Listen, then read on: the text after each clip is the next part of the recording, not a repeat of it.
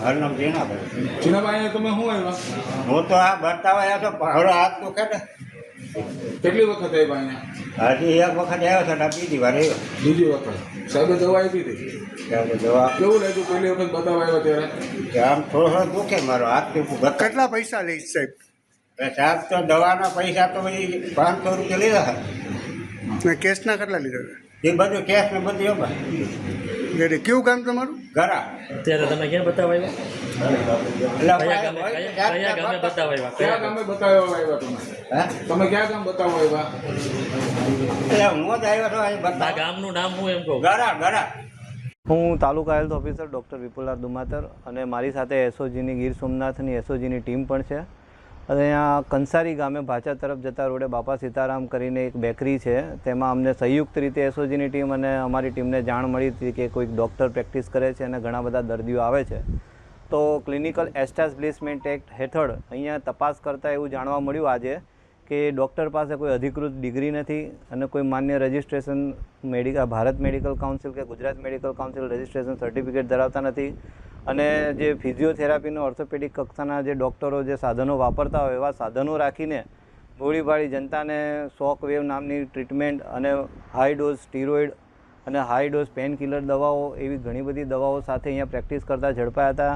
અને અમારી ટીમે અને એસઓજીની ગીર સોમનાથની સંયુક્ત ટીમ સાથે આજે રેડ પાડેલ હતી કંસારી મુકામે બાપા સીતારામ કરીને બેકરીમાં.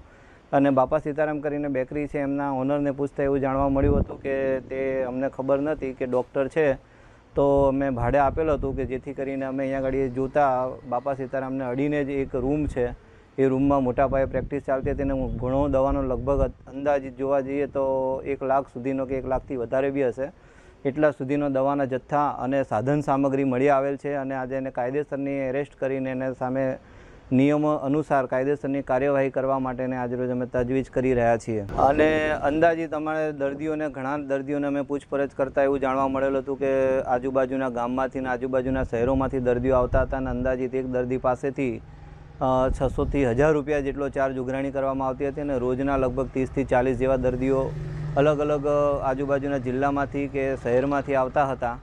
તો એ ઘણી મોટા પાયે દર્દીઓને બી ખબર નહોતી કે આ ડૉક્ટર હકીકતમાં સાચા છે કે ખોટા છે.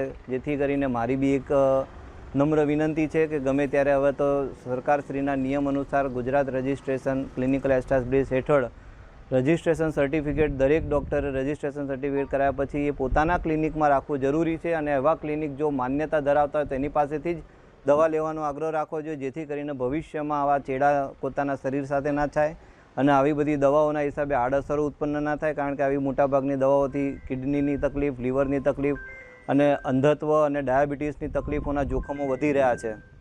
એ દવા મોકલનારમાં એ લોકોએ એડ્રેસ આપેલું નથી, પણ ડાયરેક્ટ એમણે પરચેસ નથી કર્યા. એના કોન્ટેક મારફત વાયા કરીને ફાર્માસ્યુટિકલ કંપનીઓ જે હકીકતમાં ડૉક્ટરને ફાર્માસીનો જે લાઇસન્સ આપતા હોય છે ડ્રગ ઇન્સ્પેક્ટર દ્વારા, એને ફાર્માસિસ્ટને ત્યારે જ કહેવામાં આવે છે કે જ્યારે ડૉક્ટર અધિકૃત ડૉક્ટર અથવા તો ફાર્માસિસ્ટ જ્યારે રજિસ્ટ્રેશન સર્ટિફિકેટ સાથે તમારી જોડે લેખિતમાં દવાની માંગણી કરે તો જ એમને દવાનો જથ્થો પ્રોવાઈડ કરવો જોઈએ. પણ ઘણા ફાર્માસિસ્ટ અને મોટી ફાર્માસ્યુટિકલ કંપનીઓ ચલાવતા લોકો બિનકાયદેસર રીતે આ લોકોને સપ્લાય કરતા હોય છે, જેના કારણે આવા ડૉક્ટરોને પોતાને બિનઅધિકૃત રીતે ડિગ્રી વગર દવા લેવા મળી જાય છે અને ઇઝીલી, અને જેથી કરીને ક્લિનિક ચલાવે છે. જેથી મારી એ બી સંદેશ છે કે આવા જે મોટા ફાર્માસ્યુટિકલ કંપનીઓવાળા છે એ લોકો આવી રીતે બિનઅધિકૃત દવાઓ આપે નહીં.